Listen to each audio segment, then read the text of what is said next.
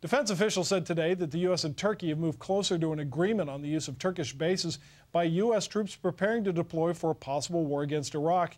Yet there's still no official commitment from the Turkish government, and there's some suspicion the Turks will give less than what the administration wants, leaving Washington increasingly frustrated. Fox News' Terry Schultz reports. Is this any way to treat an enemy? While the Turkish foreign trade minister was trading kisses with his Iraqi counterpart last week in Baghdad, the United States has been left to sweat it out over whether its longtime ally is going to provide support for U.S. war plans against Iraq. For Turkey to send a minister for a 2-hour meeting with Saddam Hussein and to have a touchy-feely press conference with Taha Yassin Ramadan, who has blood on his hands, was truly shocking to the American public, as well as, I presume, to the American government.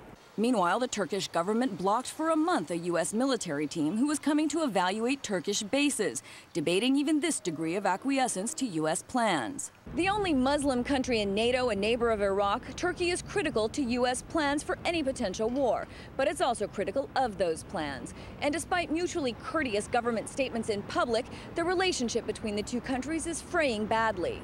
Sources say the administration is increasingly making clear to the Turks that their decision will carry a heavy price or prize, whether financial aid from Capitol Hill or crucial U.S. backing in the International Monetary Fund. In addition, Turks want further reassurance that the Kurds in northern Iraq will not try to form their own state in a post-Saddam Iraq, thus causing unrest, Turks fear, amongst their own Kurdish population. Kurds have denied this is their goal, and the U.S. supports that.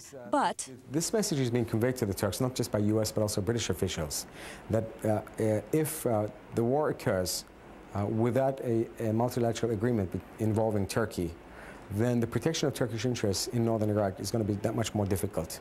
One Kurdish leader says Turkey should be more concerned with the bigger picture. One would think that they should be the ones who have a more fundamental interest than, say, the United States to bring about a change of regime. I believe that our Turkish neighbors ultimately will decide that their interest lies in a fundamentally different Iraq, a peaceful Iraq. But since that decision doesn't appear to be near, the U.S. is dispatching yet another envoy to try to break the logjam.